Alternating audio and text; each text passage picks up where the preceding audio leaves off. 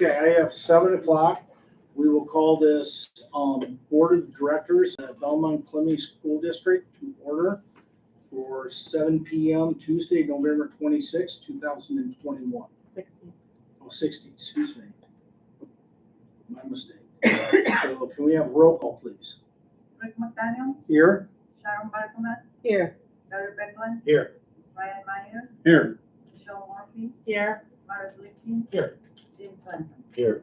We have all 7. We have a quorum. We do have an amendment to the agenda here under consent agenda, employment, personnel. Like to move that down to 4A and then move the rest of them down so it'd be everything would just move down one spot. I'd also like to add another name for early graduation applications. Please add Katie Brown, Katie spelled K-A-T-I, Katie Brown to early graduation. She has submitted an application.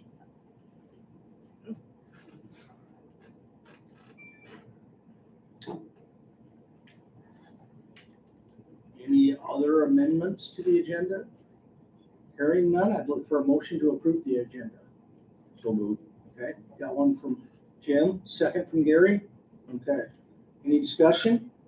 Hearing no discussion, I call for a vote. All those in favor of the agenda as it's been amended, signify by saying aye. Aye. All those opposed, no. Motion carries. Next item will be the consent agenda. Looking for a motion. Motion. Okay, got a motion from Michelle, looking for a second from Ryan. Any discussion on the consent agenda?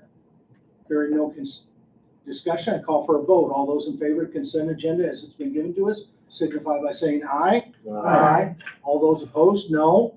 Motion carries. Next will be unfinished business for our year. First one will be employment, personnel, resignations, and recommendations, 4A. Okay, in addition to these 4 points in the personnel actions, we would like to make a request.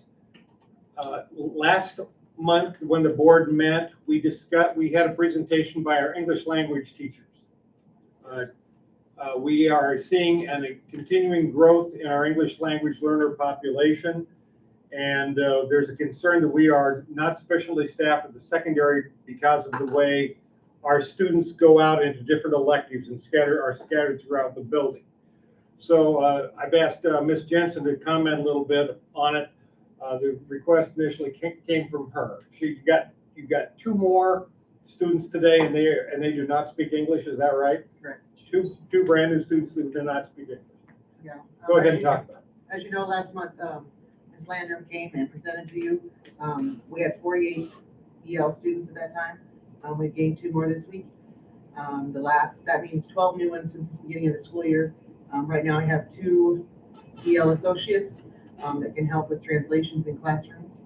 We're very fortunate that we had one apply that can do the same thing. And with a group that may go to math and a group that may go to social studies, another one goes to science, another one goes to maybe family consumer science, we just don't have enough people to make sure those kids are getting what they need. So I asked if we can hire another associate to help with that issue. Okay. And of course, we are currently running a deficit in our English language budget.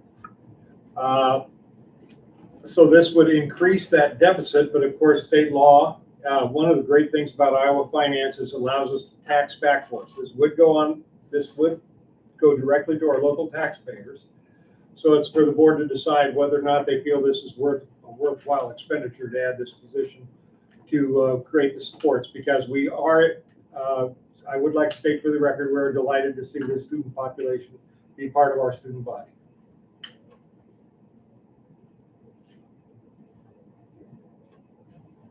I would look for a motion on this and then a second, and then we can discuss it. I'll make that motion. Jim makes the motion. How about a second?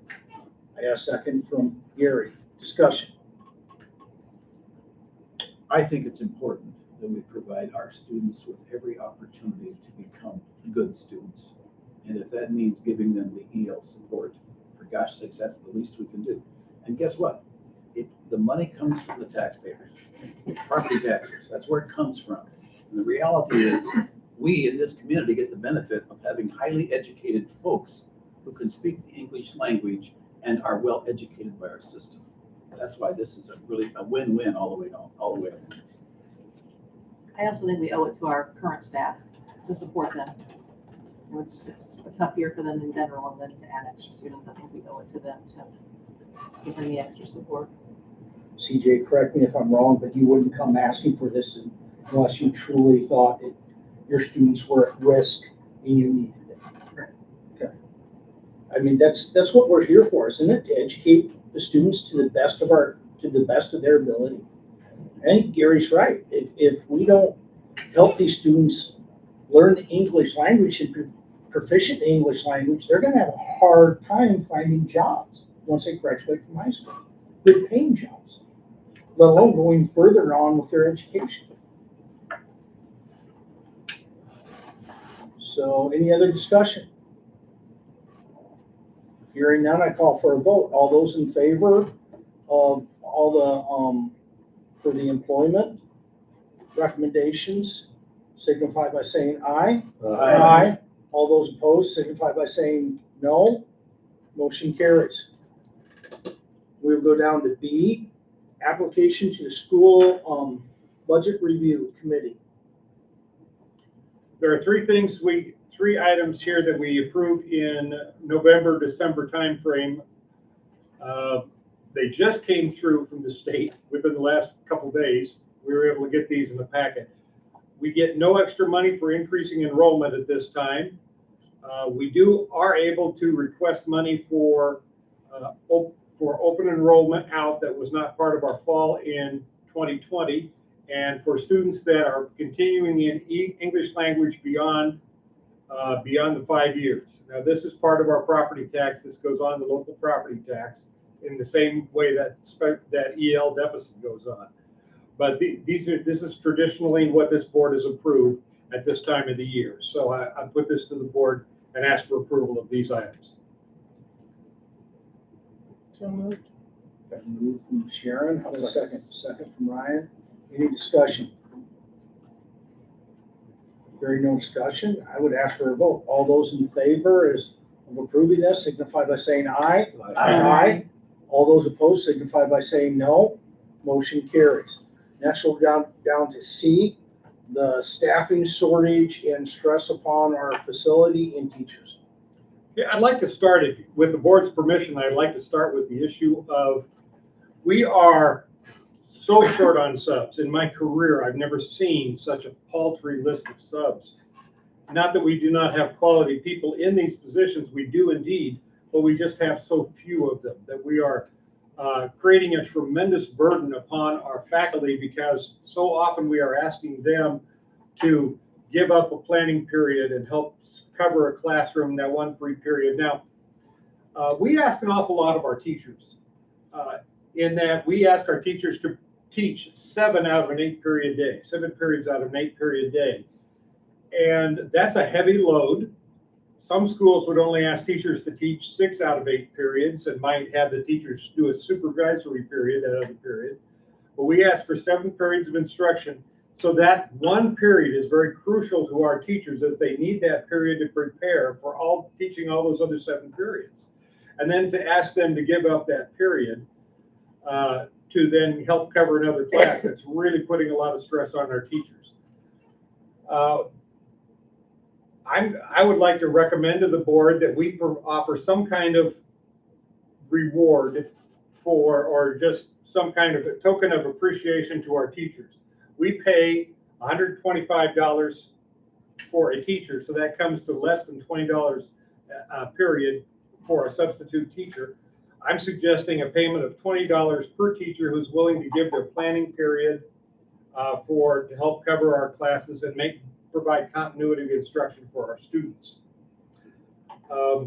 We want to make it clear that this is not necessarily fully compensate them for their worth and value, but at the same time, it is a token and of appreciation and a little bit of incentive that they are getting something. There's some kind of quid pro quo that they're getting something in return for making that sacrifice on behalf of our district. As long as they're already full-time, you're saying another $20. Correct. Why don't we just shoot it for 25? they're already faculty here. We need to keep them. Is that a motion? It could be. Would you like to form it as a motion so we could get a second and discuss it? I move that due to our problems of not having enough staff, that if they voluntarily give up their planning period to teach, that we give them an additional $25 for that period. A second. Discussion. They're already doing this now, They're already doing this now. so this is just, that's an. extra And one of the things I'd like to add in the motion then is I recommend we do this retroactively and go back to the beginning of the year, Yes, compensate these people. yes, Yeah, you have to. You agree with adjusting your motion? yes. You agree with second for adjustment of that motion? Okay. Money wasn't an issue. Never was. And it really, I mean, some people may look at this as, well, they're only giving them $25 for that period, but, I mean, if we had all the money we needed in the bank, I'd pay the teachers a lot more than we do right now anyway. Yeah. I really, it's hard to put a price on what they do for our kids in this community. Yeah. Unfortunately, we're limited by the money we get from the state, from our property tax to what we can pay them, so a little bit of extra, tell them thank you for giving up that, because I know how important, even in my job, just an hour a day can be to plan stuff. And you get that taken away from you, that means a lot of these teachers are taking that home and they're planning at night instead of spending time with their families. That's something to keep in mind. So, anybody else? No? So I'd call for a vote on this motion. All those in favor signify by saying yes. Yes. All those opposed signify by saying no. Motion carries. Hey, one of the board members here tonight asked to discuss this issue about the stresses upon our faculty right now, knowing that there were a couple of districts that, I think it was Algona and Humboldt, they just decided to call off school entirely next week. Isn't that about right? That they were feeling like their faculty was stressed out and that they needed to just take the entire week rather than doing a couple, 2-3 days and then taking the Thanksgiving break. Pardon me? I said, it must be all done, because Humboldt didn't. Humboldt didn't? Oh, somebody told me. I don't believe so. My daughter-in-law teaches over Oh, okay. But not Humboldt. They don't care about it. But I said, I told the board member I'd like to check on it. I'd like to go through our teachers and find out how the teachers are feeling. I went to our 2 TLC instructional coaches and said, both charged them, go around to your TLC team, have them go out, and you two go out and poll our teachers, find out how they're doing, holding up under the stress. Because we were short on staff, we were short on subs, and there was a lot of stressors on our faculty right now. I'm real pleased to report to you that our instructional coaches say our teachers are doing great right now. And they're not making any particular recommendations about any kind of needs they have. They're feeling very good about our faculty and where they are and feeling like they're holding up very well and they're very positive. Now, that doesn't mean they'll be in great shape in February. No. But right now in November, they're doing well. I did ask, is there anything the board could do to help them out? And I had one request. Our next early dismissal for professional development is Wednesday, November 8th. December. I'm sorry. Yeah, November 8th. You missed that opportunity. Sorry about that. Went right on by. Yep.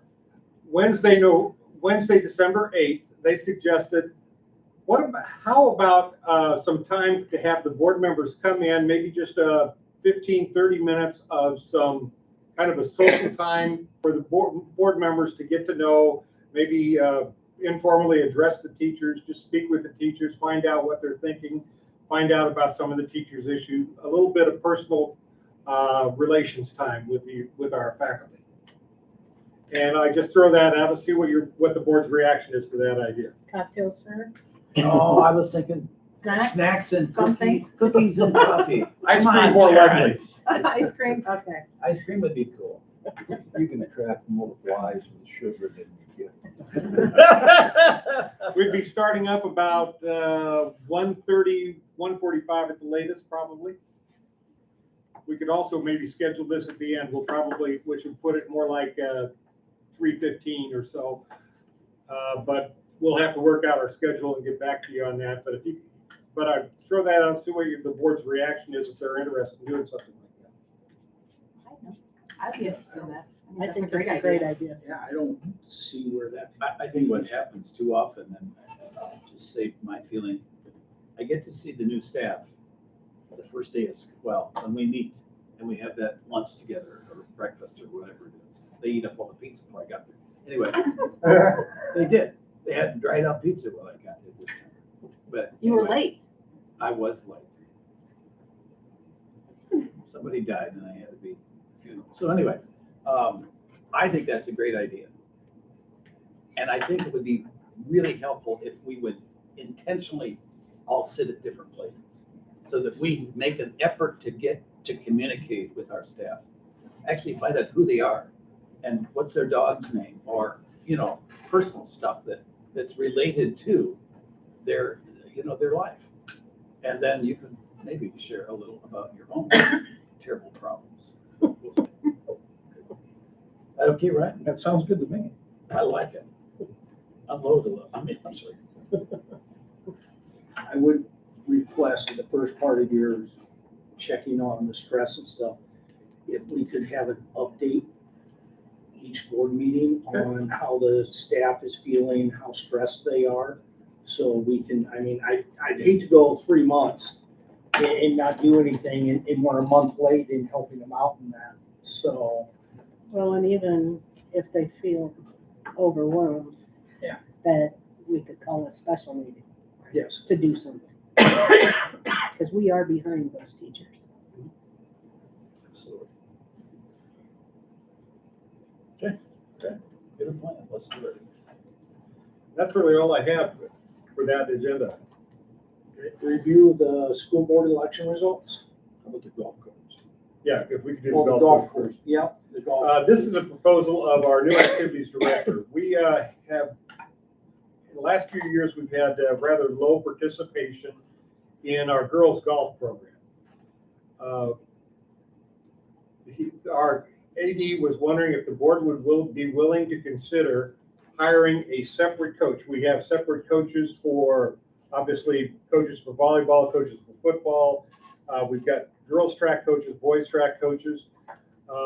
He's suggesting a separate coach for girls golf at least on an experimental basis, and seeing if we couldn't generate more interest in girls golf if we had a coach just dedicated to help teaching the ladies the game and help developing a team for our female athletes. I think it's a great idea. What most people don't realize is that whether you're good, bad, or not at playing golf, that's one of the few sports you can play the rest of your life. Football, you're done by the time you're 35 unless you've got a super specimen that wants to really go out there and kill themselves. But, most people are done with baseball. Most of the sports are not life sports. Bowling is one of them. Golf is another one. And for young women to have an opportunity to have their own coach to teach them the skills and to compete as a team, I think it'd be a great idea. I think that's really important. So that's a great idea. There used to be. Yeah, I was just gonna they ask did that, back in the day. Back in the 70s, Yeah. I was out for girls golf. Okay. Something I think the board needs to keep in mind too. I don't feel with any new activity or new thing you do, especially around sports, 1 year, 1 season is not enough to see if it's gonna Correct. go through. So you need we need to make the commitment for at least a couple of seasons, maybe 2 or 3 to see if we can, because it takes a while to build a team. It takes a while for the word to get out. You get that good coach first year, you may not have too many girls out. Next year, you have a few more. 3rd year, all of a sudden, there's more out than there's been for the last 15 years, So I would like to see golf in the fall because we have better falls to play than we do spring. I would agree, But especially since you have all those mad adult golfers that think they've got to get out there right away and hit the course so hard in the spring, and they don't play in the fall. no, Very they're done. I heard that Nelly Corda is gonna be available. She could take our job. Nobody knows who she is. She's a world champ. She was the Olympic champion. Nelly Corda?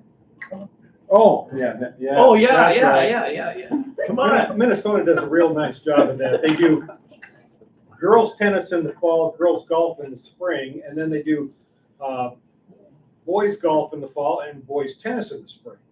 So boys and girls can play both of those sports, and then they don't have both teams crowded on the courses or on the tennis courts at the same time. But that's the Minnesota method. I'm not saying we should follow Minnesota in anything else. Fishing. We go fishing. They do have cross-country ski teams in addition to hockey. Do we need to vote on this tonight? I would appreciate a vote on this night if you're amenable to that. So moved. Second. Okay, we already had the discussion, so if there's no other, we'll take a vote. All those in favor signify by saying aye. Aye. All those opposed, no. Motion carries.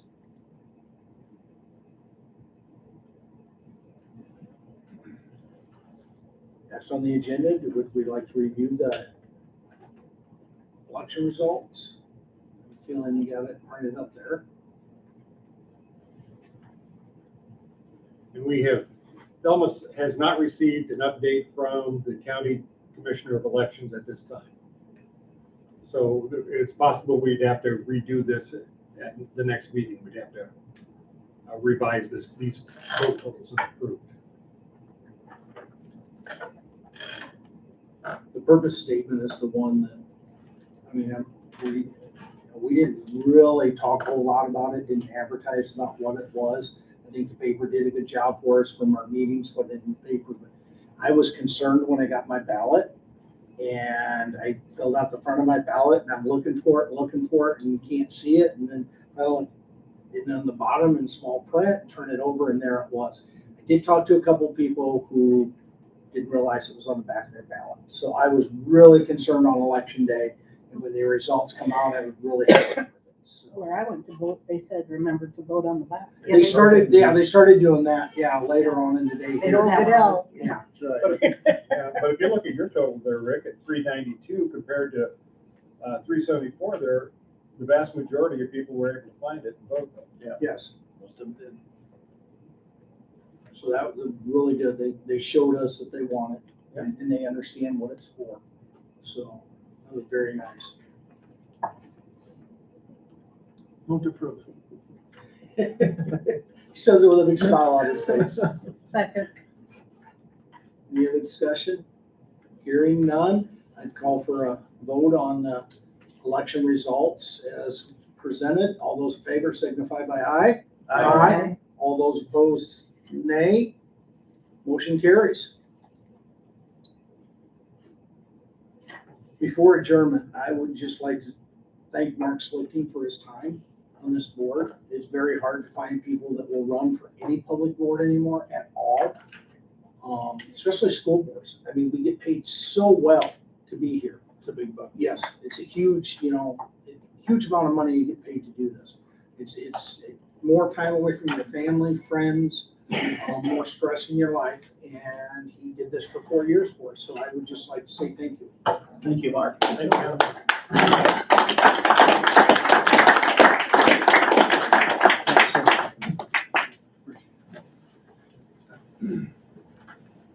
That being said, I'd be looking for an adjournment of our regular meeting. So moved. So moved. Got a second? We're adjourned. Would anybody want a short break before our next meeting, or do you want to move right into it? Just check. I'm okay.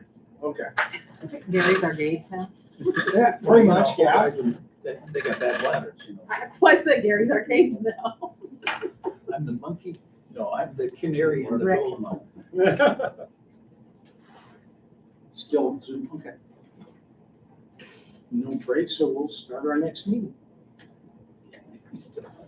And this is Thelma's meeting. Yep. To start with. You did a good job.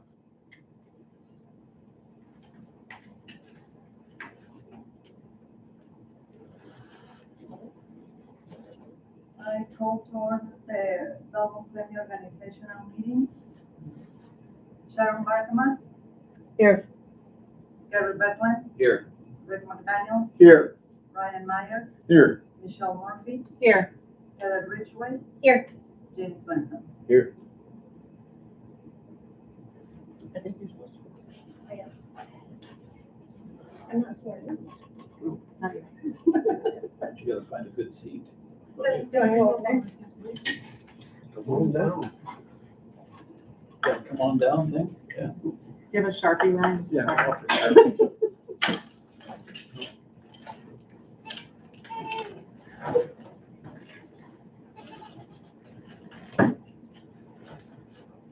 Continuing board members just stand up, please. Yes. For what? Stand up. Stand up, stand up. I'm gonna get sworn in again. Not you, No, Ryan. not you, Ryan. You're still. You're already. You're still good, You're already Ryan. sworn. You did for a couple of years. Do you solemnly swear that you will support the Constitution of the United States and the Constitution of the State of Iowa, and that you will fulfilling and impartially, to the best of your ability, discharge the duties of the office of board member in the Belmond-Klemme Community School District, as now and hereafter required by law? I do. I do.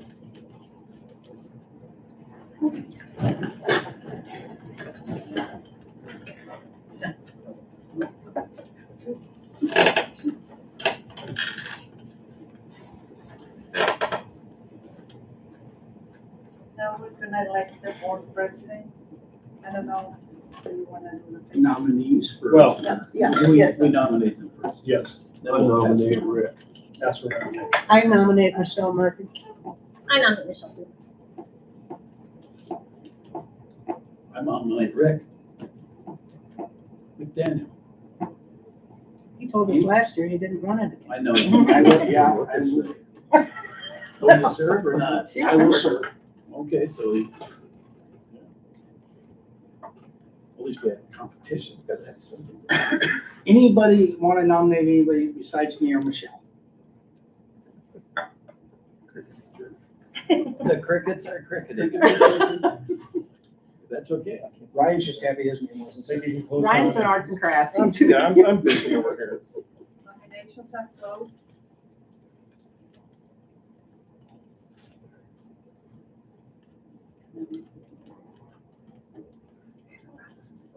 As a reminder to the board, we can use paper ballots, but each ballot has to be attributed because there are no secret ballots in the school, in an Iowa school. Say that, Vice President. So you have to write both your election, who you're voting for and your name, and then the board secretary's got to read that off and record it.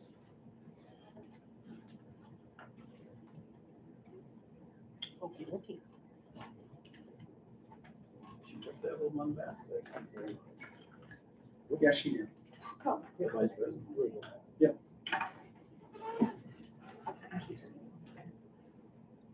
Thank you.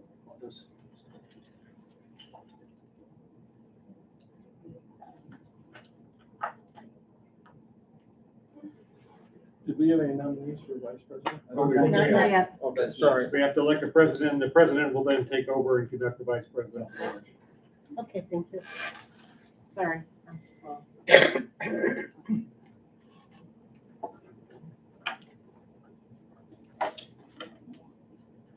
gonna confuse me. The one that was spelling in.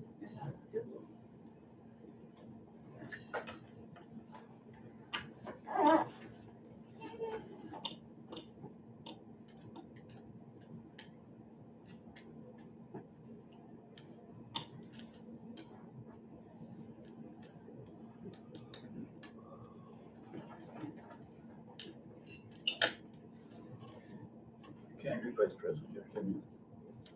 Jim did. He did. We're waiting. Yeah, the nominees. I know, but I don't think it matters.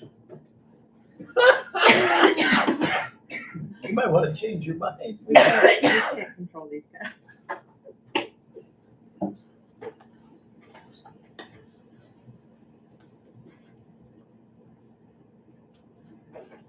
James Swenson, vote for Rick McDaniel.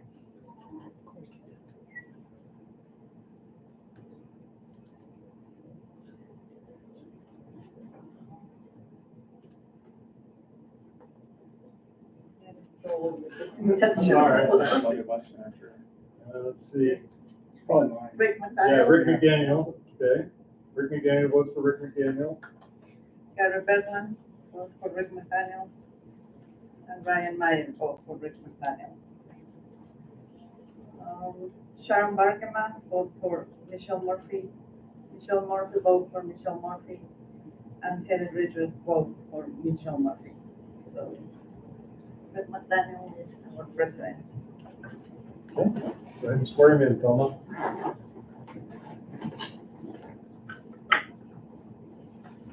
Do you solemnly swear that you will support the Constitution of the United States and the Constitution of the State of Iowa, and that you will faithfully and impartially, to the best of your ability, discharge the duties of the office of board president in the Belmond-Klemme Community School District as now and hereafter required by law? I do.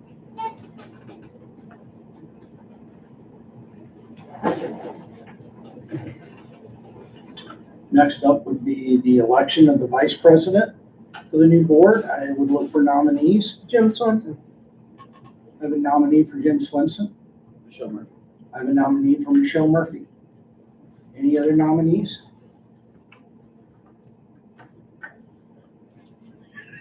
Okay, hearing none, you have who you can vote for.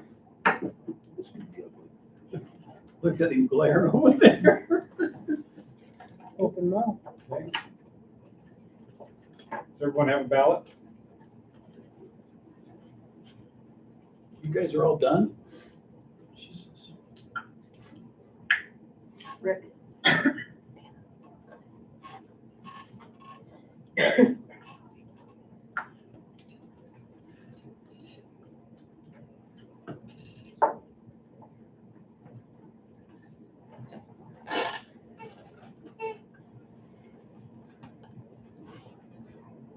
Sharon Barkema, vote for Jim Swenson.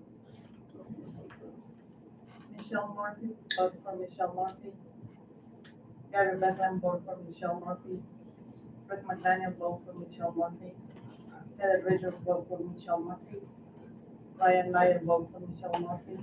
And Jim Swenson, vote for Michelle Murphy. Shame on you. Don't even vote for yourself. No, bad luck. Never vote for yourself. See? Michelle did. Worked out, didn't it? I do it.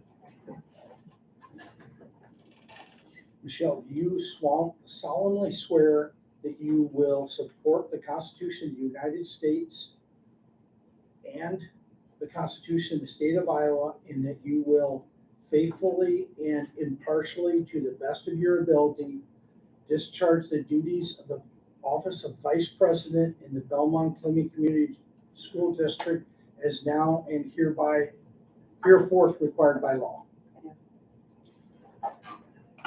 Congratulations, you two. So it's proud. Thank you for agreeing to do that.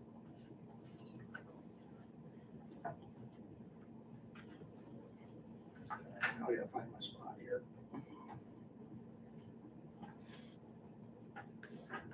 Vice President, should have some Frank's. It's right up on the screen too.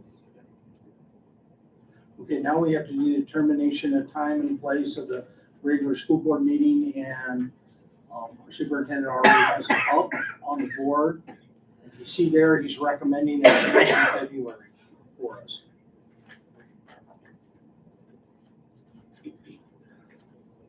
And this is still the standard. This is what the school board here has done. Right. for- This is assuming the school board wants to do the same thing, the same Thursdays at 7 p.m. So moved. Second. I got a motion and a second. Any discussion?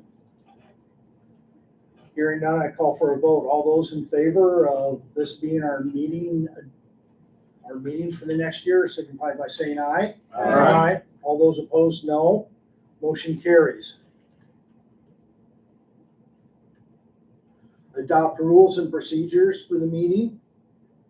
Roger's rules is what we typically use. It's Robert's, excuse me. It's what everybody uses, Robert's Rules of Order. It's kind of common for any public board. So moved. There's other ones out there, but There are. Sharon, were you gonna move? Second. She moved. Gary seconds. Any discussion? Hearing none, I said, ask for a vote. All those in favor signify by saying aye. Aye. All those opposed, no. Carries. Appointment of board secretary and appoint board treasurer. This is where Thelma sweats. Do I have anybody that would like to say who they would like to be our board secretary and treasurer? Thelma Martinez. She's our current. I move that we keep the current. Okay. Do that. Belmond Secretary, Teresa Greenfield is board treasurer.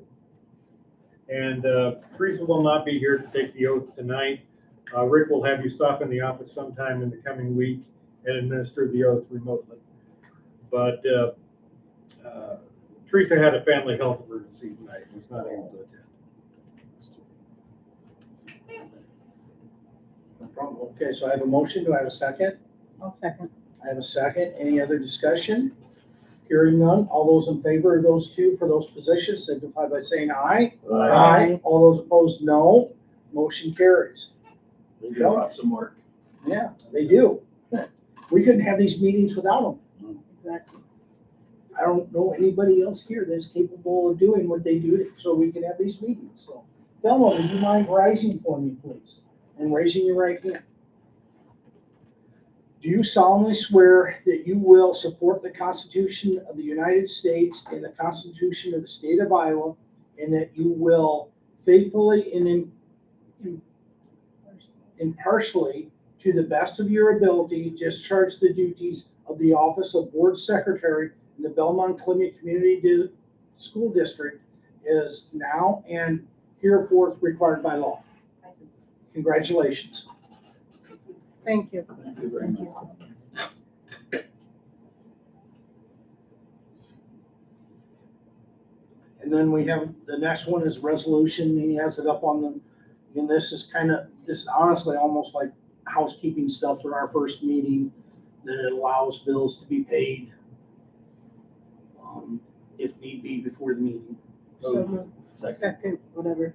We rarely use this, except if it's important to save late fees or something like that. All those, we got a motion second, any discussion? Hearing no discussion, I ask for a vote. All those in favor signify by saying aye. Aye. All those opposed, no. Motion carries. And now we have to decide who our official newspaper is. No, Oh, activities director. oh, activity, sorry. Yep, Approve him being able to sign officials' contracts. I checked one too many off. So moved. Second. We have motion second, any discussion? Hearing none, I ask for a vote. All those in favor signify by saying aye. Aye. All those opposed, same sign, motion carries. Now resolution designating official paper, newspaper. Garner Leader. How about the Goodell Gazette? Oh, no, I'm sorry. Where is she? She's back there behind She's you. hiding back. Giggling. The Goodell Gazette. Don't you have pictures every The week? Rowan Rag, The Rowan. as long as you're being naughty. I'm gonna motion to use Belmont Independent. I have a second. Second. I have a second. Any discussion? It already happened, so I'll ask for a vote. All those in favor signify by saying aye. Aye. All those opposed, same sign, motion carries. And now audience to visitors is the next one. Do we have any video visitors that would like to say a word to the sitting board or the new board members or anything? We'd be more than willing to hear their words of encouragement or reprimand, whichever one they would be. And I don't see anybody standing up to talk to us, so we will move on to reports. School improvement, Title I reading teachers would be our first one under A. Mark, would you like to introduce your teachers? I would. Tori Schultz. Tori is in her 5th year of teaching in my building. Actually, she and I started at the very same time. She taught kindergarten for 4 years, and she started this year as a Title I teacher upon the retirement of Juan Torkelson. And Minnie Fairman came a year or two before I came, and she was a classroom teacher as well. And 2 years ago, when we had a retirement, she filled in there and took the Title I position. So they share all of our students, K-6, who have struggles in reading. Minnie right now does grades 3 through 6, and Tori does K through 2. And they have something to share. I'm gonna, Okay, Try need to- me to get out of that? I do.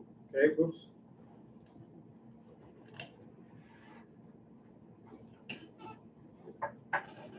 And I did share this with the board members that I had emailed this is for. Sorry that I didn't have yours up yet, but Trish, what's the, High School Media Center. What she said. What she said, yeah.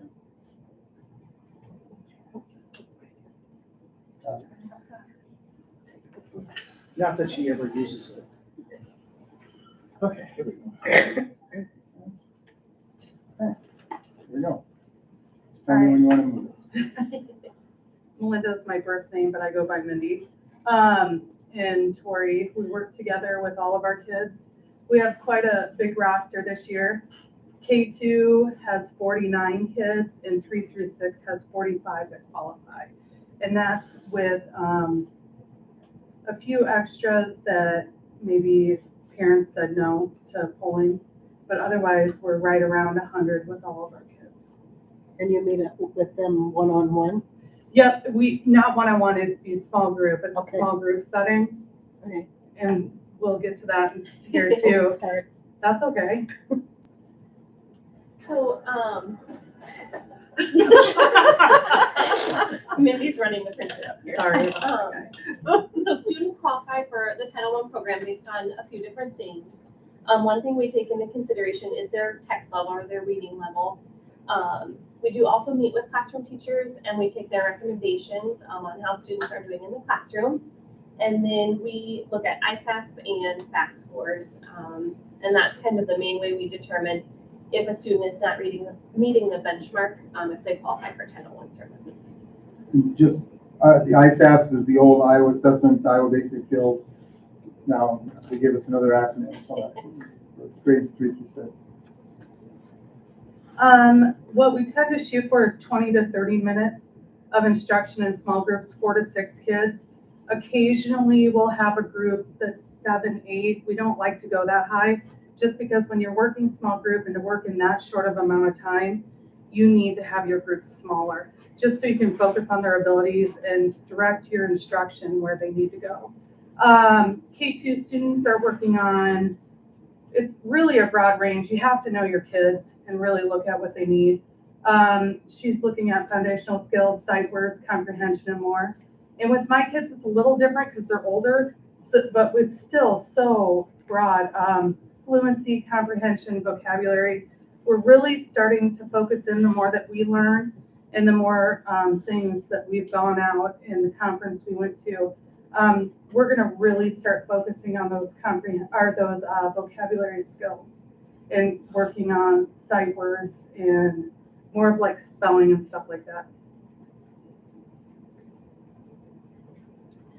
So at the end of October, Mindy and I were able to attend the Decoding Dyslexia Iowa Conference. And that's put on by the group Decoding Dyslexia Iowa. That was held in Ankeny, excuse me. And we listened to keynote speakers and we attended breakout sessions that provided us more information with how to support students who have dyslexic tendencies, not necessarily students who are diagnosed with dyslexia, but all students who might have those tendencies, and any student really that struggles with reading. And we learned at that conference that 15 to 20% of the general population has dyslexia, whether they are diagnosed or not. They may have dyslexia, and that is considered a specific learning disability. And dyslexia is not something that someone within the school that can diagnose. It has to be someone outside of the school that diagnoses that. There's different forms of dyslexia. They call them the DYSs. So there's dyslexia, which is more with your word recognition and breaking apart and decoding a word quickly and fluently. Dysgraphia, which I didn't really, we see this a lot more than we actually know. And it's the disabled handwriting, the ability to form letters fluently. The physical. Yeah, right? the physical part of it. Dysnomia, which was interesting.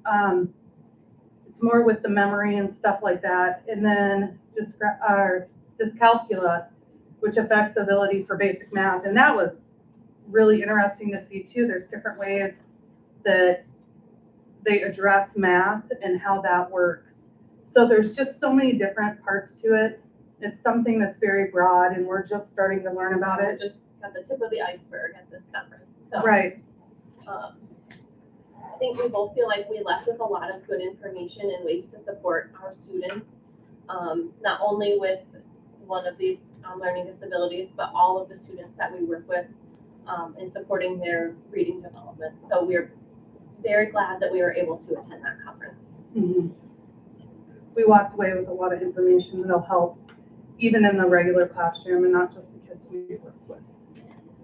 And ladies, you would say these disabilities under dyslexia are not indicated of any kind of mental deficits or IQ deficits or Right, something like right. that. They can appear in all sorts of students. A lot of the speakers we had, one of our main speakers, he is a professor at a college. Yes. And he was dyslexic and actually came out of school with a lot of disabilities and worked with someone that worked specifically with him. And now he's a professor and he speaks and goes around. So it's not an IQ-based thing. It's something, It's a neurological. right. Yeah, I know. I think my own daughter, she's a wonderful reader, but she has trouble with handwriting. We always compare her to dysgraphia. And we've also kind of wondered about dyscalculia. She got a B in college calculus when she went to college, but she sometimes just has trouble with just simple math operations too. And that was really a lot of the things that we learned. You know, it's not all of the things that fall under the dyslexia umbrella are kind of a continuum. So you can have a more mild or more severe disability with any of those things. And I think a lot of Excuse me, teachers, you sorry. said that it Go has ahead. to be somebody from outside of the Yes. school, Yep. like, What did they say? A Psychologist. Psychologist. University of Diagnosed. Iowa can do the testing. Mason City of Mercy, they can, it's hard to get into them. As a matter of fact, they have a psychologist here at the hospital here that can do the testing. Oh. It's very in-depth, it can take up to a couple of days to complete the testing. Typically, it's in one day. The reason I know all this, number one, is I was diagnosed with most of these when I was in second grade. That time it took a week and a half for the testing. That's Every why day I for had a to week help and a half. Thelma read your So- signature. Yes, Okay. maybe it is. But yeah, our kid, we've had all of our children tested. I demanded on that. We had to go to University of Iowa. So it has to be a professional, specially trained in how to do the testing. thank you. Sorry, ladies, I didn't mean No, to interrupt. not at all. But it's amazing that finally that schools are starting to look at this, send teachers to training for it. Yes, and this training was full. There were people on the waiting list because it was such a big training. So we're grateful that we were able to get registered early and that we were able to attend and bring that information back to working with our students. There was quite a few parents there too. Yeah. Parents that were Yeah. there to just learn. And yeah, we were lucky to go and hopefully get the opportunity again. And yeah, the ladies have the green light to pursue these, find other workshops, learning opportunities like this. The district will sponsor them. Thank you. Wonderful, thank you. One comment I want to make. I had the privilege many years ago to represent a young man who was headed to Eldora because of his horrible behaviors. He was flunking all his courses in high school. He absolutely could not deal with public, any sort of socialization. And he was ready to go to Eldora, and finally we got him in to see someone who could determine that he had severe dyslexia. We sent him to a private school in Illinois for 1 year, and then he got his master's degree eventually because he finally figured out what the coding problem was with his dyslexia. So there are some great stories out there about recovery from these issues that have nothing to do with intelligence. It has to do Right. with the twisting of things in your brain, and so you see them differently than you and I might. And they did talk about behavior a lot. That's something to think about within the classroom, is there may be those behavior issues, but a lot of times you can bring it back to the fact of the frustration and everything that child's going through. So they spoke a lot about that. That was awesome to see. Hey Mindy, you said a lot, like you're gonna focus on vocabulary and spelling. Yeah. Do you know if that's focused on in the classroom? We use the CCC and it does bring it in. I know, sorry, Go ahead. for sure, just being in kindergarten last year, I know the lower elementary, Like curriculum does focus a lot on sight words, and phonics, phonological awareness, decoding, and things like that in the classroom. I don't have experience with the upper elementary side, but I know the I lower was elementary. just curious, because I would imagine that there'd be a big difference between the kids that you have. It's such a difference between Yeah, what between she what works we with do. and what I work Right. with. I know that I'm going to bring it in more with what I do. And I'm sure I don't get the opportunity to push in as much as I want into the upper classrooms. Mhm. But I know that with the lower ones, because I taught first and second for a couple years there. And I know we got that CCC curriculum right as I was done with second grade. And it does bring it in. There is a vocab piece and everything like that. And from my perspective, for those kids kind of in the middle, that second, third, fourth grade, their vocabulary skills are usually pretty good. They have pretty good word knowledge, but it's the decoding and the getting it from the brain, from the page, and getting it in a smooth manner is really a lot of times a struggle. Obviously they know the individual words or they can sound them out, but it takes them, they're so slow sometimes. It's about Yeah. getting that ramped up. and getting it Increasing the comfortable. fluency within that is huge. And these two have done a great job. We talked about the teacher stress. Each of them has had to fill in for a teacher more than once this year because we didn't have a substitute, so their kids didn't get seen that day because of that, but they understand that's just part of the deal, but they always, sometimes it's last minute, and I have to tell them at 7:30, oh, by the way, first grade today, but they've done a great job, and they really are spending a lot of time with kids. Thank you, thank you very much. Thank you. Thank you, ladies. Next on our reports will be a report from Future Farmers of America. I think they just sat down with something really big for them here just a little bit ago, so Were they sure sheep or something? must have, yeah. Showed some cattle. Showed the cattle, yeah. Showed some, and maybe went out and, harvested some corn or beans. Yeah, I hope they just didn't go to a big party place. Hope they didn't just go and party for a few days somewhere. Emma was there, they did. They did get to rock it a little. Did they? Good, they deserve it. Yeah, it's gonna take some time.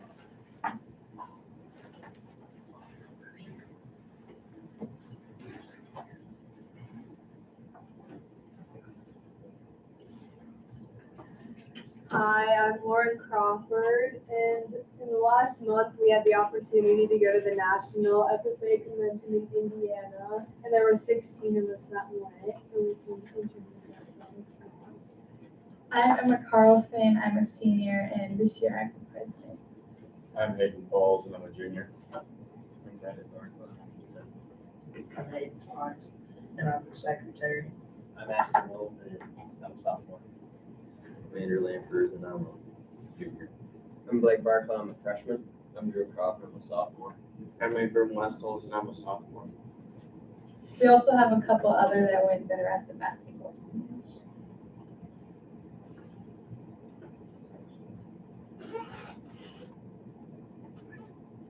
So there was a pumpkin patch, and it was in Illinois. And we learned that Warren, Illinois is the pumpkin capital of the world.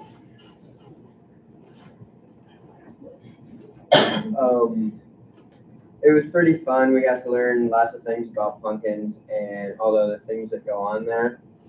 Like they have baby goats, llamas, horses, and a cow.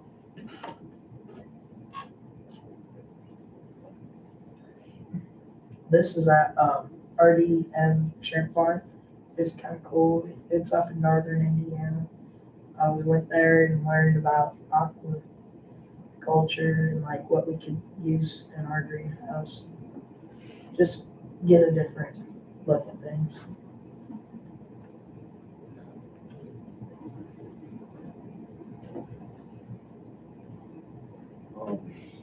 We went to Fair Oaks. They're in Fort Farm. We learned about their dairy robotic milking systems and how they do all their dairy production. What's the shoot down there all about anyway? Is that on a dairy farm? That's, what Slide. they use nowadays. Oh, okay. We should get out there. Okay. These are just some more pictures of it. They had some robots that were pretty cool, like they move in milkers. Yeah. Did they clean the cows before they milked them? Yeah. They did the They cleaning had like and then the an- milking? Yeah. Yeah. It was pretty cool. The hog building we went to also on the Fair Oaks tour, it's all robotic and there's hardly anyone there. It's like 4 or 5 staff that just keep track of the robots. Most of the robots were in the cows and most of the pigs were being bred during this time we were there. Best part I thought of the trip was the cows where you get to see them walk around and doors would just open for them and close right again, and they had collars that would track all their steps and make sure they're healthy. There also was ultrasounds, like you could do an ultrasound on a pig there. And live birthing. That was pretty cool. This year we went to the opening ceremony and Courtney DeHoff was the keynote speaker, and her message was all about how always be yourself and don't let other people change you, and told us about her story, how she went to college and wanted to be a bigwig in the broadcasting and news. So she went to New York and they told her she couldn't be a cowgirl from Kansas and needed to change her act. And then eventually she came back to it and now is pretty successful in her cowgirl act. Here's some pictures from the Iowa degree.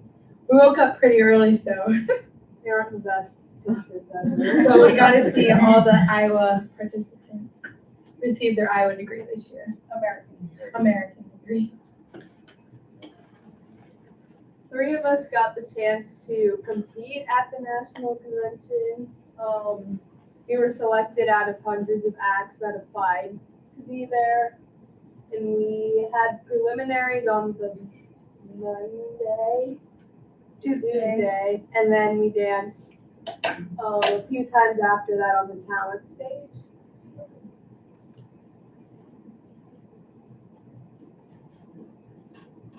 This is at the conservatory. It was cool. They had a bunch of koi fish and cool plants. We walked around. It was kind of one of our smaller tours, but it was pretty cool. The waterfall there. We actually grow one of the big one close to Warren. We grow in our greenhouse. So it was pretty cool seeing all the different types of plants. So this is the Indianapolis Speedway. They took us in a bus around the track, which was really cool to see all the banks and turns and stuff like that. That is the oldest raceway in history, I believe, and there is pieces of the original Brickyard that they raced on the finish line. So that's pretty cool to see. They also had a museum and a gift shop there. So. They also had 4 holes of the golf course on the inside of the track.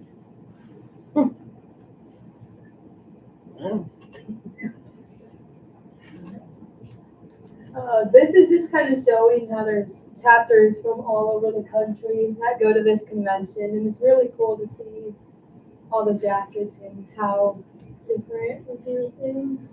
There was some kid that came up to me and he was from Michigan and he was like, "Do you guys like ask where we lived?" His grandpa actually owns farmland out by us. Oh, wow. That was kind of cool. When we go to national convention, there's a big convention center. We get to walk around and see all the different kind of ag-related booths. And we also get to go to workshops and other kind of stuff to learn more about ag and other stuff. There's a lot of new farm equipment to see and stuff like that. Just to get up close and to the new stuff, because we're not used to seeing very new equipment around here, so that's pretty cool to see. There's a lot of colleges there. Just not my picture. We also,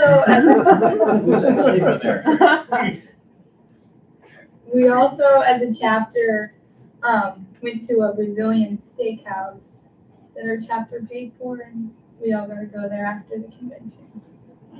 That is our great co-pilot, Hayden Fox there. Yeah, I can see it. I was just running all the directions. I think we woke him up about 5 times, and a minute later he was back snoring. Are there any questions? I think it's a great opportunity that you kids get to go to nationals. My son went to nationals and had a ball for 4 years, so. So, I mean, you're talking about the milking, the farrowing you saw. Obviously, the collars you're talking about that were on the cows and stuff, and all the robots. Doesn't it sound like, to me, that's much about just digging in dirt and planting seeds for future farmers in America. I assume that means a lot of computer time, and a lot of knowledge in electronics and computers. A lot of money. A lot of money, yes. One of those machines was like $1.1 million, those robots. Yes. So it's, you know. It's not just not playing in the dirt. No, that's the point I'm trying to make. It's not just playing in the dirt anymore. Farming is not just playing in the dirt. I mean, even here in Iowa, most, you know, steering on, you know, computers and stuff, steer the combines, help plant. You know, it's become, I know a lot of farmers. I've done farm work in the past, and I talk to people who, when they used to have the techs come out to their property, or mechanic to work on a tractor, they used to come out in coveralls covered in grease. Now when they have somebody come out, they're in business casual and they have a laptop with them. That's how they fix their tractors. So this is an amazing opportunity for our young people in FFA, and I'm really glad to see we have such a strong group in this. Did you all learn something when you were there? Yes. Then it was worth the money it was spent for you to go. Would you recommend it for future FFA groups? Awesome. And thanks to Mrs. Barkala for all the time she. Yeah. Well, that's No huge. kidding. Yes. Good job, Debbie. Good job. So are you guys gonna raise shrimp in your greenhouse? Is that what you're gonna do after seeing that, or what? Gotta have a high Let's get the level. tilapia under control first. The shrimp have really high. One thing at a time. They had this system where the lady there used 11-year-old water in her tanks. Wow. And used she called it like a volcanic system where it brings the water from the bottom of the tank and brings it up to the top, which like Keeps it clear. improves their mortality rate. So Cause like in the shrimp, they said that a good like mortality, or like, if you can keep 40% of your original shrimp, that's good. She got it all the way up to like 98%. That's impressive. What do they do with it after? They can't sell it in like I don't think I want it. people order it. People order them. Really? They bring them to you live, and then you cook them or whatever. But they can't necessarily sell them and like go fair way. So And she kind of told us like that the shrimp most of the shrimp that's imported to the United States is like spitting out the shed, and like they have to pass inspections. And the stuff that doesn't, it gets mixed in like a seafood mixture and stuff. She said that it like rots, and they're along with just. that, she said if they don't pass inspection, they take a lap and then bring the same stuff in. Try to pass again. Yeah. It smells better the second time. I'd say they retained a lot of information. in their trip. They did, and they're not as nervous now. Yes. They were really nervous at the beginning, so. We usually don't yell. Well, I can't speak for Gary, but. What? I speak for the rest of us. I don't, do I? Yeah. No. I just think it's great that you're able to come and talk to a bunch of old people like us. And be articulate and speak your piece, you know, that's important. That's part of the training to be an adult, is to be able to communicate effectively on your feet, no matter who's out here. Right? That's good. I love it. I'm glad to see you here. Thank you. Yes, thanks, guys. Thank you. Amazing job.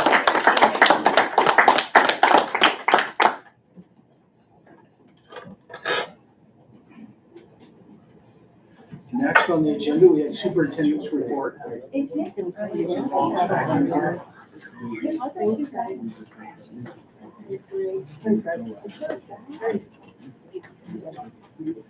By the way, Ryan, Gary just called you old. I caught that right away. I was gonna say something, I didn't want to disrupt the meeting. Yeah, right. And Heather, shame on you. Heather's older than me. No, thanks, guys. Thank you, Debbie. Thank you. Ready for me? Yes. All right. In your report, you'll find my report, my usual November report about our October enrollment count. I'd like to show you a little story that's shown in the numbers. We, of course, are funded on a per pupil basis, and if you look at our actual enrollment, which is line 3, you can see that 5 years ago, we had 800 students, and we're now down to about 750 students. So about a 50 student loss. Now, of that loss, if you look at our resident students, kids that live locally and attend locally, our numbers really only dropped by 30, from 657 to 626.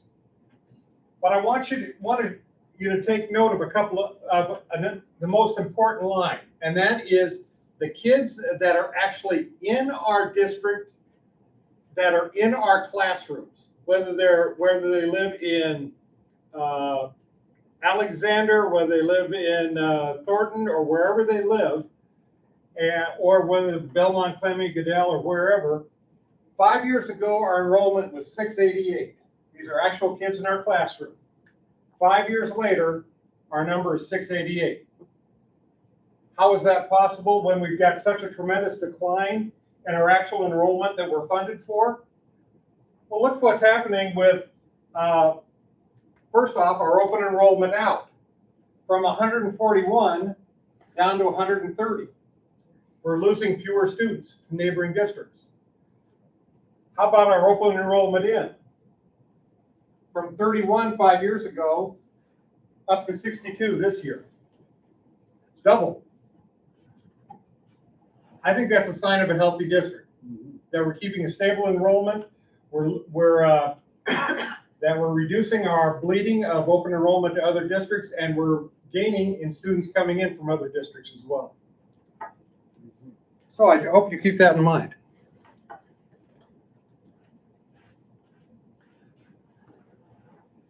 As far as my report, I've got one piece of big news that I'd like to call your attention to, but I'm not going to talk about it. Instead, I'm going to have Trish Morris talk about. We've got a team that's got a game Thursday night. Trish, you want to talk about it a little bit?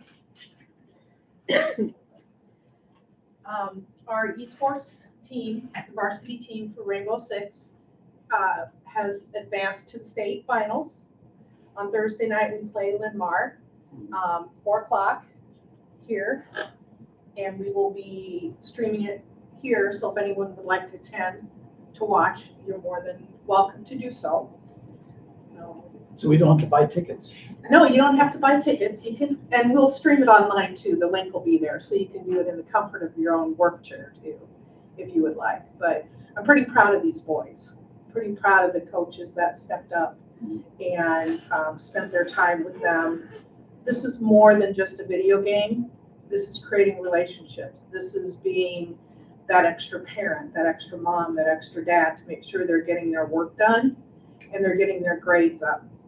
And they have a sense of ownership of the equipment, of their progress, and they're very proud and prideful of their experiences here. We will be celebrating with them. We are going to feed them a meal at Sugar Pie on Thursday. And then we're getting bused there. So this is a new experience for these kids. And then on the way back, we are getting a fire truck escort on the way back. And we are going to celebrate these kids like they've never been celebrated before.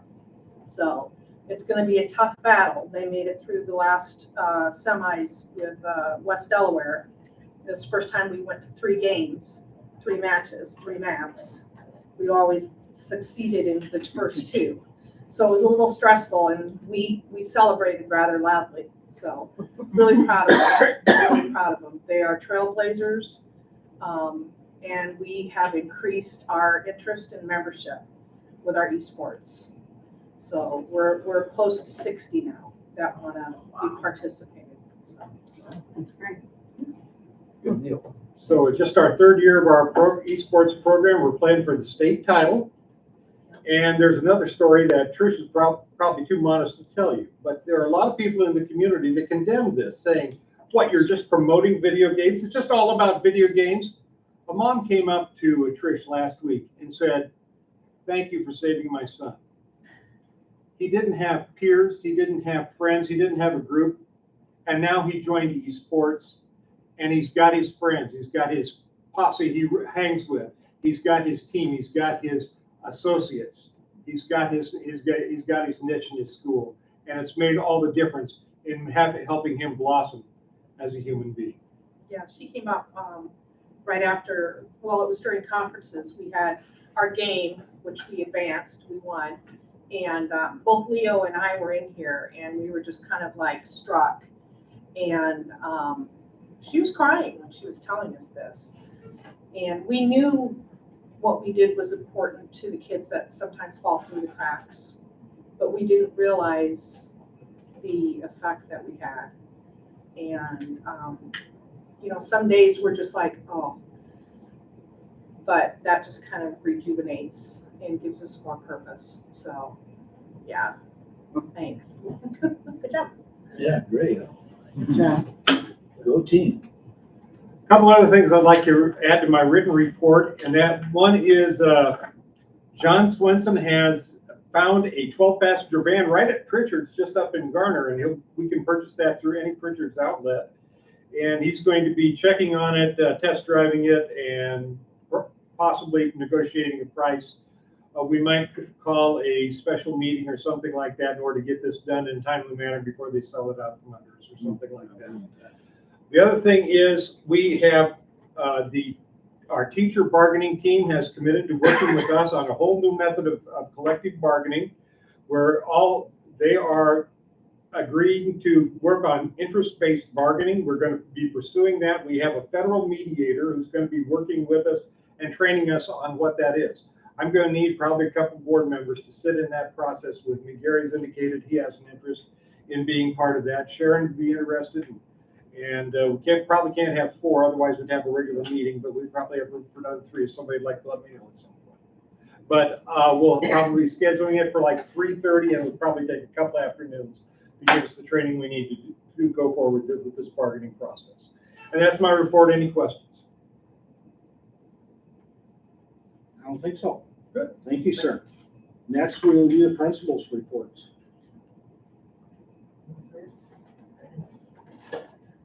So it's been, we've been working hard. Everybody's been working hard. We finally have most of our teachers back and associates back, so that's good. Kids are working to we're all working to get the Thanksgiving break right now. You know, it's been a long haul, and they all deserve that. Big week, got esports, all states at the end of the week. Right. The junior high will perform, the 3 from junior high that are in Opus will perform on Thursday, and then the 5 from the high school will perform on Saturday. I believe it's in Ames, so that's big excitement for them. We had a great turnout for parent-teacher conferences, which is a little different at the junior high, senior high level compared to elementary. Probably had 100% at the elementary, but we had a huge turnout, so we were very grateful for that. Lots of parents were in that you wouldn't see. I did have each teacher pick 12 students that they wanted to personally invite their parent to come. so that we could see those, you know how parent-teacher conferences are. The same ones come all the time, and they're the ones we don't really need to talk to sometimes. So it was nice to see some of those faces that we know wouldn't have come otherwise. So that worked out really well. Winter sports are all underway now. For the high school, junior highs had three basketball games already, boys. They'll play till, I think, the second week of January. The girls will start then at the end of December for basketball, and the junior high wrestlers will start then. So lots of things happening. Like I said, we're all working to get to next Tuesday to have a few days off and enjoy a little time away, and they worked hard to do that. So, any questions for me? I don't think so. Thank you. Perfect. So I just want to touch on what Trish said. There's tons of studies out there over the last 20, 30 years that talk about what makes kids successful in school. And almost always the number one thing is that a student has one adult in the building, whether it's a para, a custodian, a teacher, esports coach, whoever it is, that if they connect with that one person, that's the biggest difference between a kid being successful and not. And they can have 5, but if they have 1, that's the tipping point, if they get 1. So that's the kind of thing that we like to hear, because that affects us too. So a lot of stuff going on. We did have good conferences. Again, that's a pretty low hanging fruit for us. We always, parents always come to little ones and see them. We continued this year. We did allow and did have parents could choose to come in person or via Zoom, and they scheduled those. We have a scheduling app that we used, and so most came in person this year, but some did schedule. Some parents, it's hard to fit in that 15 minutes at 6 o'clock at night if their parents are both working and they're switching. So we had a few that way, and a few made it up later or did it at a different time just because of convenience. We had one teacher who was gone for conferences, so she made hers up ahead of time and did that. As CK mentioned, that she's too modest. She's been teaching a lot. I've been teaching a lot. I taught preschool one afternoon. I taught tech for a week. Typing.com is my friend, because I didn't know anything else to teach for tech. Taught first grade one afternoon, taught kindergarten one afternoon. It's been a little crazy, but it's fun. And we had 2 great student teachers this year, which really helped. And you were fully staffed then. And we're fully staffed as of this evening. We're all good to go. And so again, it's been busy, and I appreciate the concern about the teachers, but I honestly think we went through a rough period here 2-3 weeks ago. Now they want to be back in the classroom and teaching. They want to be there and be teaching. So come February, we may have a different story, like Dan said, but we'll keep on top of it. A bunch of high school kids have been coming over to the school. We set up a Bronco Buddies. Callie Stein started a Bronco Buddy program again, which had been dormant for some time since before I came. So we've got about a half dozen high school kids that are coming over a couple times a week to just take a student one-on-one for half an hour and just read to them, talk to them, take them to lunch, or not take them to lunch, but eat lunch with them in the school. We accept that to be a good thing. We've got a lot of kids that have those needs. PTO was raising some money. We did a fundraiser this last week, and then we're having a celebration tomorrow morning. We've been raising some money with hats and pajamas, and tomorrow's Hawaiian luau day, so we'll see how that goes. Kids asked me if they could wear shorts. I said, well, that's up to your parents. But You could have just said no. It would have saved a lot of I money. understand. But, it's luau day, so. That's, I don't know. I'm trying to think if there's anything else. We've been doing some safety crisis planning stuff throughout the school. That we had that last week, and trying to get ready in the end. Hopefully, we won't ever need that. But that's a big part of what we do now, and it's important. So that's about all I have. Oh, the first music concert was last week. We had a little technical glitch with the video, but hopefully they'll get that fixed. But then we got 2 more before Christmas, and then we'll have 3 more in the spring as well. So each grade will have 2 concerts this year. So Jackie's excited about having that up to speed again. And I forgot to mention, the musical was a huge success. If you didn't get to come, you missed out on lots and lots of hard work and that the kids put in. It was wonderful. You had great acting and the musicians were awesome. Yes, yes. they Not were. always do we have that high quality of vocalists, Right. but And we had really the top pit quality. crew, or the pit was, Oh, you know, God. the ones that played in the film, yeah. It was great. Well, I always bring my girls, and I've seen a lot of musicals over here. And musicals at the high school level are hard thing, way harder than anyone imagines. And they did an amazing job. I was very, very impressed. There's a lot of talent there. They did a nice job.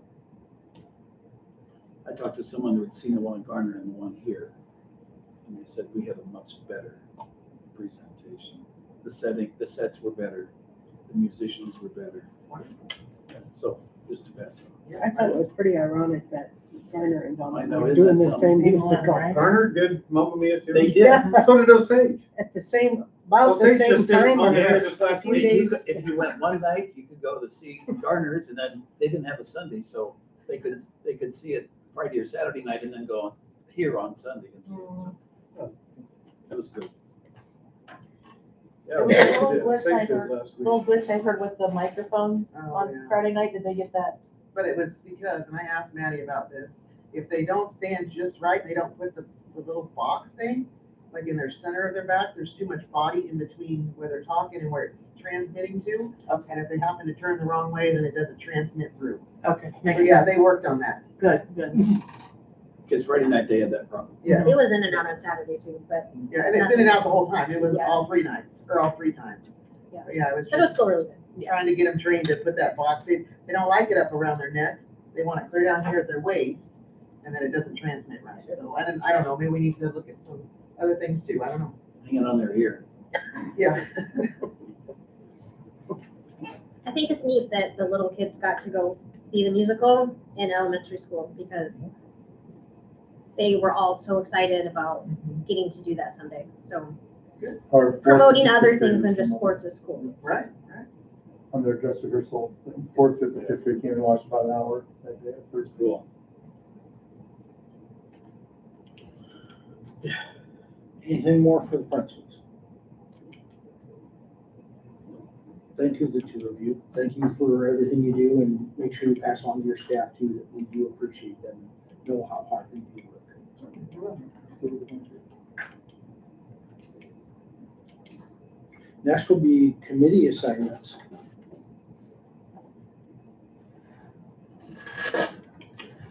The conference board, of course, is the board that decides basically the pay for county commissioners. Isn't that right, Jim? Okay.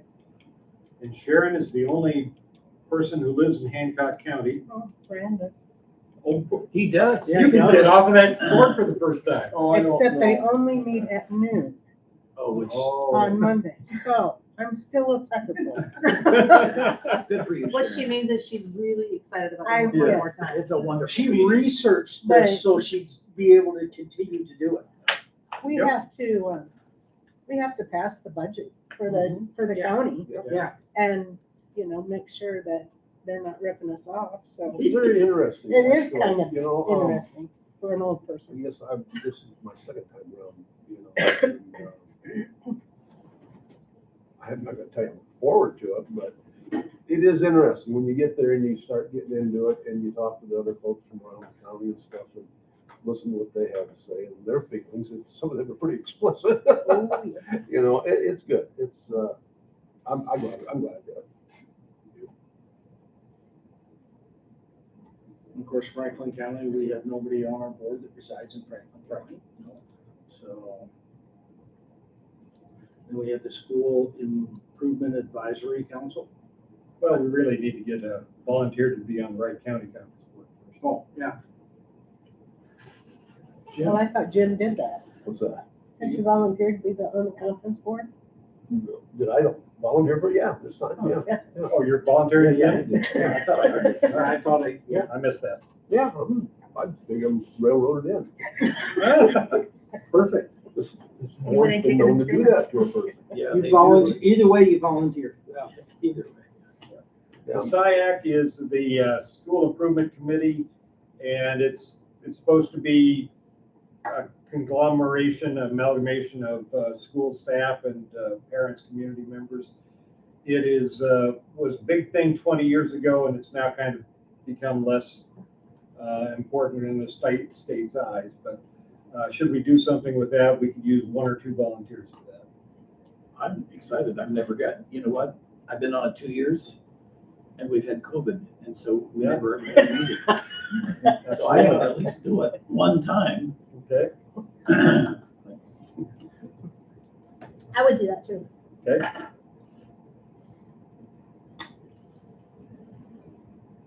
Okay, we get 2 volunteers for that. How about the wellness committee?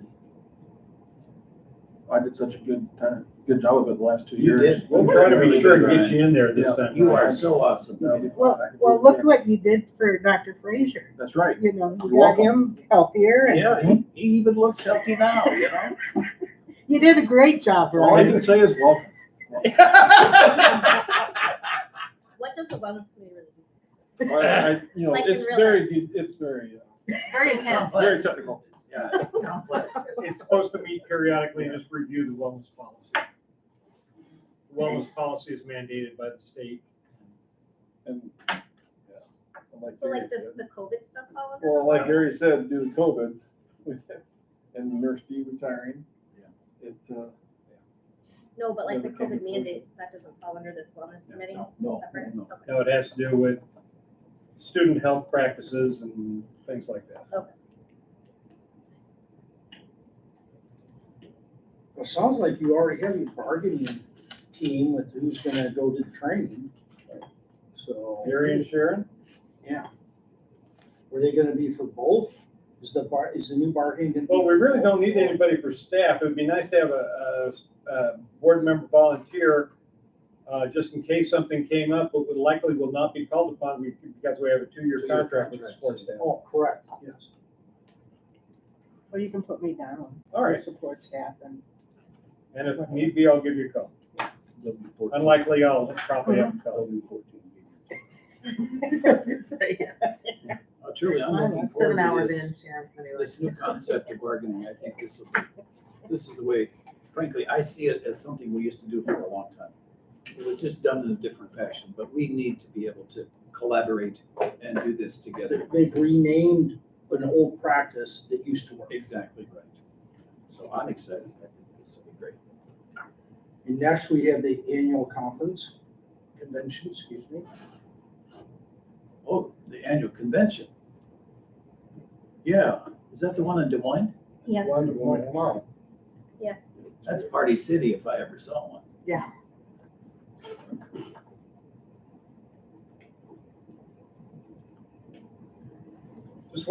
Just asking if there's any updates on who plans to attend. Jim, we can go out to dinner together. I know that. We've done that. You're not going.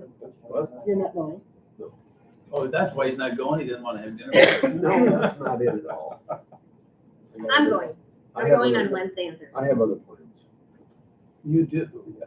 It's great for a new board member. I felt I like, enjoyed it. I enjoyed it. You will It's- find it to be, I it's- will see you on Thursday. I'm not going to Wednesday. I will see you Thursday morning in the hotel, in the lobby. Sounds kind of creepy, but. It is creepy. But they have breakfast. It's time well spent. No, I'm excited. The keynote speakers are awesome. They almost sent all the itinerary today, so it looks good. I was planning on attending, but somebody beat me to taking time off, so. I get You a- can have him back on. I've offered that multiple times now.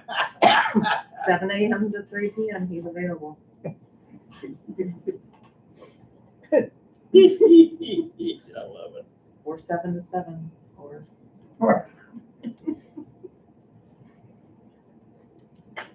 I've been gone for a while, so I probably should stay working. I probably can come. She has, we haven't seen her. Has it been 2 weeks, 3? Gary. It seems like we've been gone for a long time. Okay. So Gary, Heather. Sharon, are you going? I'm not. No, you're not. Just the two. Okay, It's just the two the of two us. go. So you guys have to give us a good report when you get back. Well, we will. We'll give you a good report. Well, you know what? Gary tells us about all the good food he ate.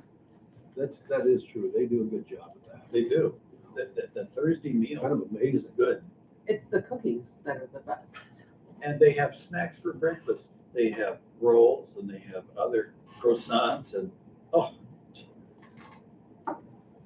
So you eat at the hotel and then you go there and snack all morning. And then they have ice I know, I've cream. done that. Yes, isn't that great? You need to be on the wellness. Oh, Ryan's told me to just back off a little bit. The National will have 8 set school board action calendar.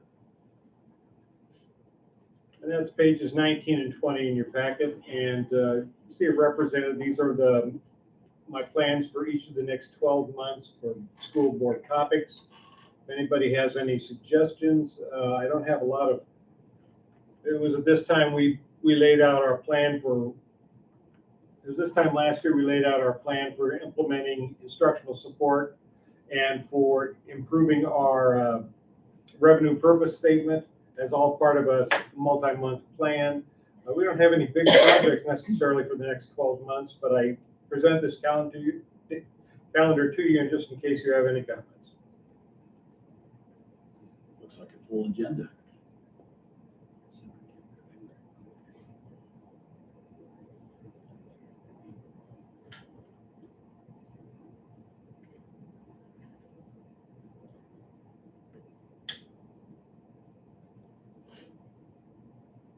I would like to, we've talked about it, and now we've set the new board.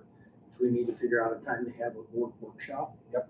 And have the last one we had, I mean, we've got. We had Gary. Yeah, we've got 3 new ones since we had that. Was Michelle there? No, Michelle wasn't, I wasn't. Oh, Yeah, so we have 3 of you. We have Four. 4. Yes, Jim, Ryan, Michelle, and Heather. yes, that were, I mean, the majority of the board was not at our last. You had it right before the election. Yes. All I can tell you is it's a great time to sit down, focus on team building, figure out what our role is as members of a school board. We get lots of input, and then we start talking about goal setting. We do that here. Well, it'll be in the workshop. Yeah, we'll do. Last time we met at the conference room at the hospital and had dinner as part of And the meeting. worst meal ever. Why did I even? Oh, I'm glad I missed that. Boy, I tell He you, you wasn't didn't miss a dog. I've been hearing. You know My what? dog has The eaten one we better than that. did, the one we did before that, we did it out at the Arts Museum. We have Oh, and And we Jim had, did a great and job there. our food service people brought food out. Okay. It was awesome. It was awesome. I think it's a great idea. What's that? I think it's a great idea. I think it We'll would have to plan help a lot. that sometime here. Yep. Sooner than later. But it's Well, gonna maybe fit. not sooner, and Well- December's gonna be pretty busy. Yeah, December is And probably there's out. no Harry. Harry's done, you know. Harry did, the guy that did the last, We're gonna have to find a new one, a new one. Maybe Harry has some recommendations. Well, ISCA. IASB always has quality people, they'll have something good. I was looking sooner than later, I was thinking spring. So, Spring is good. Flowers are blooming. I like that. Sharon might be Sharon's busy. farming. Yeah. Early spring, early spring. March. Oh, that's my. Hey, when is the Yeah, national? when it's still mud. When's the National School Board Convention? Usually first week of April. Yeah. I'm not in the field yet. Where is it this year? You know, I don't recall. maybe it's San Francisco I've or never San been there. Diego. It might be San Diego. Someplace exotic. Yeah, The board would like to send a representative to the national convention. District would be happy to sponsor that. I remember the year that 6 of us went. Yeah. Not the San whole Diego. board. My father-in-law, It's in San and Diego. when Yes. he was on the board, he went to, Yes. they went to California somewhere Yeah, they did. for, I don't know, 4 or 5 days. Him and Dwight Terrell. Oh, yeah. we didn't know. Actually, they went to San Francisco because we Yeah. went there after we got on the board. They had another convention in Frisco and they kept talking about, people from the hotel said, oh, you remember those guys from BK, Belmont, those years ago? They just trashed this. Yeah, whatever. I think there is something to that. There is. They knew who had been there. Oh, I am sure. Between Wilmer Gableson, Dwight Terrell, Dwight Terrell and Dick and Martin. Dick Martin, those three guys. Careful, we are on video here, we go. They're all great guys. Yeah. Real crafty. And Burl Crafton. Yeah. Do you need a motion from us on the? No, I do not. We can just go right on to the next. Great, then we can go on to action items. So we can go on to the first reading of policy 407.2, licensed employee contract release. We haven't upgraded the licensed employee contract release for a good 10 years or more. Our policy currently says we can charge up to $1,000 for expenses incurred when we're releasing somebody that's already under contract. We traditionally have not done that unless we get into the summer when it's hard to make replacements. I'd recommend upgraded. A lot of districts have already gone to it and they've gone to the $2,000 amount. Therefore, that's what I'm recommending to this school board. Looking for a motion? Got it. I got one from Jim. How about a second? Got one from Ryan. Any discussion? Does this happen a lot? Just happened not too long ago. Did twice last summer, yeah. Well, with the PE teacher, right? So they had to pay to get out of their contracts? Well, so you figure how much we invested in, and then we end up with no staff. I mean, it's really, And we're setting in the lurch. we're in the lurch, especially As far as I'm when they walk concerned, it should away. be more, so it hurts their pocket Well, to not, I mean, once a contract is signed, doesn't that mean anything? Yeah. Apparently not. but Are teachers ever hired without a contract? No. no. So the art teacher that just left, she had to pay a fine? No, she didn't have to pay a fine because she walked on the contract. Unless the state, Lose their license. Oh, she lost her license. That'll be up to the state. That'll be up to the that'll be up DOE. to the state. Yeah, because Our superintendent had to file with the state. Because we can't withhold pay. Protest. That would be illegal to withhold pay. They've got to pay it up front. But like the phys ed teacher that did not honor his contract, he had to pay. because he wanted to keep his license. Take another job in Iowa. Sure. So was there a fifth grade teacher too that is leaving that a new sub was hired for? That was the other person that paid to get out of the contract at the middle of August. Oh, okay. No, I think the more that we're having troubles keeping teachers anyways, so.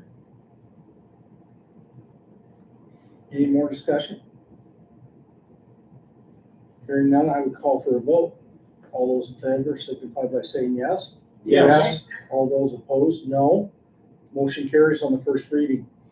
Now we'll go to B, first reading of policy 407.6, licensed employee early retirement.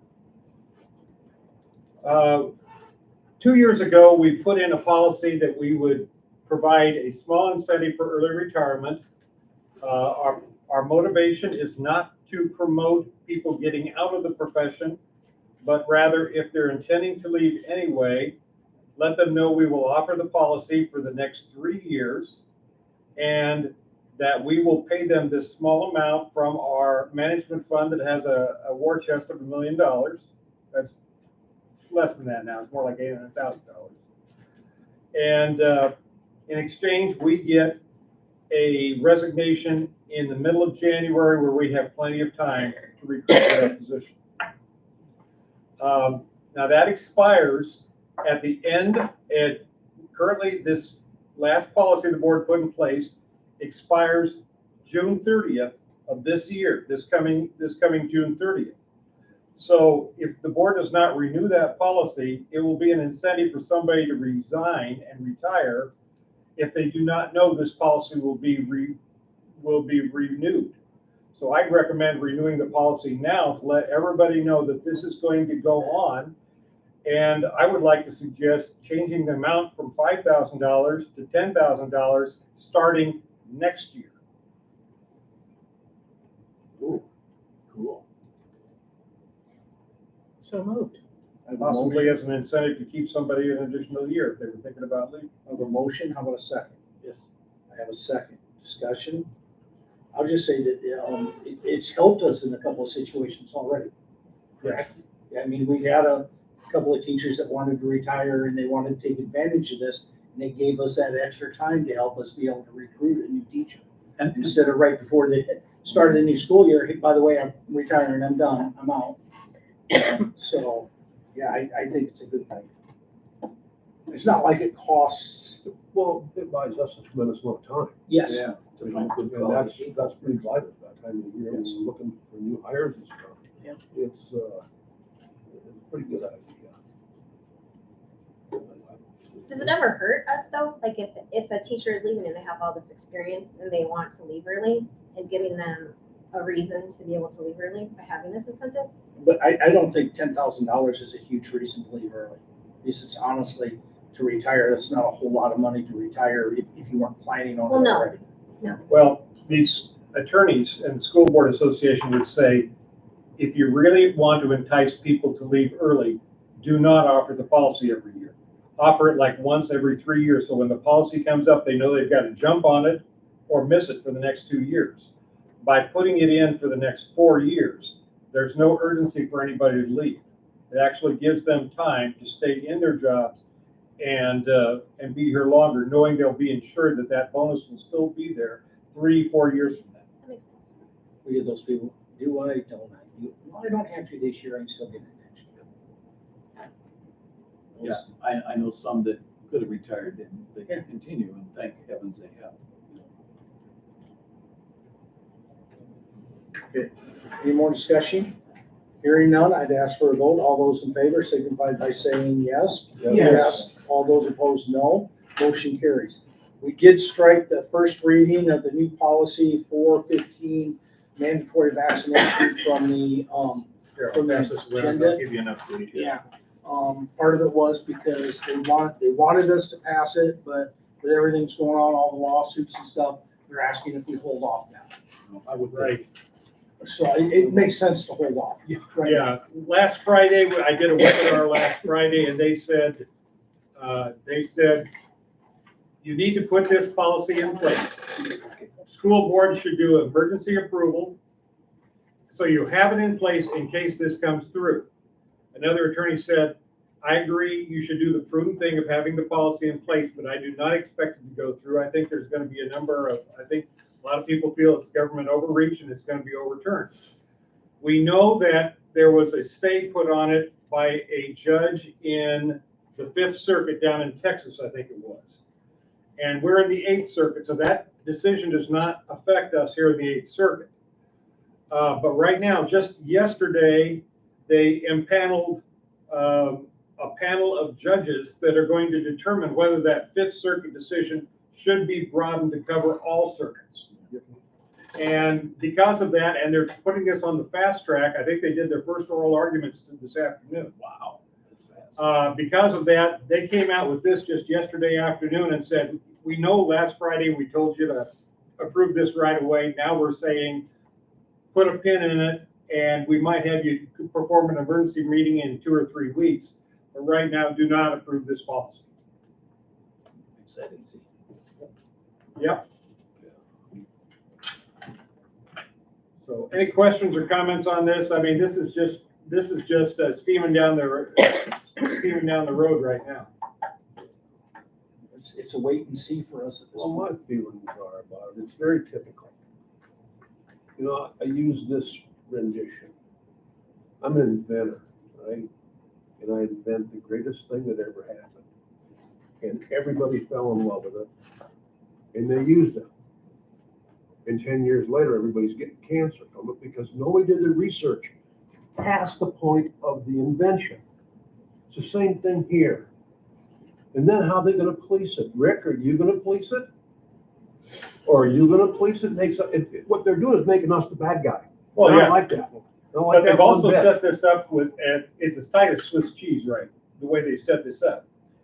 And if somebody says that they have a medical condition by which they should not be vaxxed or wear a mask or be tested, why then all they have to do, our attorneys are saying, just have them sign a document and sign an affidavit that's in this policy here that just says, I have a medical condition, and we should take them at their word.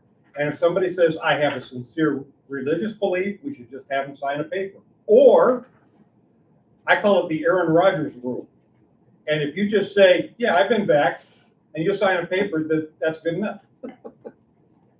It worked for him. Yeah, you don't even have to say you were vaxxed with what? Ivermectin? Yeah, sure, we'll call it that. We'll call it good. He didn't even say vaccinated. Immunized. Yeah, He he said just said immunized. immunized. Yeah, Whatever that he means. talked to Joe Rogan. But there is, of course, I'm a Packers fan, but there is a ingredient in that shot that he is allergic to. That's why he chose not to do it. And then he should have just gone Exactly. forth with it and been He did honest. Yeah, afterwards. after they caught him. Thanks for But the- forgiveness, don't The ask. problem for with permission. this whole My dear. pandemic is it was turned into a political Oh, agenda oh, by yes, both it is. sides. And that's what he If said. we could have kept politics out of it, we'd be a lot better today, Yes. a year and a half or so later. Probably so. But both sides took it up as fuel for their political machine. Oh, yeah. And that's what's made it such a horrible thing in this country. Well, So, and that was expanded upon. Some of you got my email regarding this school board boards and all these political movements that are invading school boards all across the country. And it started with just, should we wear masks or should we not? Or should we be in school or should we be at home in quarantine? And it's turned into this whole thing about it's politically polarized, and we're having to call police officers to school board meetings and so forth. And if you listen to that podcast, it talks about Bucks County, Pennsylvania, and how, but there's this one board member who was right down the middle, and he was getting death threats. So he just came to the next board meeting and said, I quit. Yeah, well, I'm done. I quit. I don't need this stuff. I'm here to serve you people, and if you don't like it, I quit. And we all know how hard it is to get board members. and here's the crazy thing. Mark just a little bit ago talked about the importance of having that relationship with an adult in the school. And one of the things we've been pushing hard these last 2 years in our school, elementary and secondary, is social and emotional learning. That you can't just teach the academics. You have to teach the person, and you have to address their personality and their emotions. The National Review just came out with an article last week condemning social and emotional learning, said it has to be removed from schools. Makes no sense. None. Your No. program is dead. That's up to you. No, it's not dead. Well, they would say it should be Right. killed. Yep, they did. They You said can't teach kids what's right and wrong. You can't teach kids that they should behave with, and be kind to each other. And what are we teaching our kids if we can't teach them that? This is a society that we try to get along with each other, And we can still do that, whether the rest of the country does it or not. Yeah. We can still do that. Yep, absolutely. Okay, so down to discussion items. We got A here under discussion items, the next phase for the renovation project. Don't really have any updates on that, other than I just approved asbestos testing for those classrooms, because we're gonna be gutting them. We need to make sure that we get the asbestos out of that, but the architect wants to get working on that right away. And knowing that there are just supply chain issues, and see if we can get in there, get the bids in early to get something going faster. Other than that, we're making some nice progress with the remodel project. Any updates, CK? Anything you're aware of? I haven't seen them for a few days. Okay. oh, they don't show up anymore. Well, I think it's because of supply issues, Nothing. right? I think Still waiting they're on stopped. Yeah, I think they're to the point that there's not a whole lot left to do right at the moment. I don't. Yeah, The band room, they've been in, I think they got the door to the band rooms. And they've got most of the electrical done in there, so they're about finished up. The bugaboo in our band room is, Mr. Stitsworth is convinced that it's much louder than it was before. I knew that was coming. So we are bringing in my recommendation to him was to tell his kids to put on weight if they were softer and flabbier, why don't they? more sound and the room would be They would quieter. suck up the noise. Yeah, but No, he didn't like that. He didn't What like you that needed to suggestion. tell him was, if it's too loud, you're too old. But we're bringing in back in the sound engineer to do a re-eval on it and see if we need additional sound cushions and so forth. Yeah, good. I thought it was too loud. Okay, board comments and future agenda planning. Anybody have anything? Hearing nothing, before we adjourn, I would like to say, welcome Heather to the board. Yes. Thank you for coming. It's a thankless job, but we do need people in the community to do it, and we really need a good cross-section of the community. So congratulations on your victory, and welcome here for the next 4 years with us. So. Thank you. I'll see you Thursday. Yes. Okay, I would look for a motion to adjourn. I got it. Second? I got a second. We're adjourned, people. All right.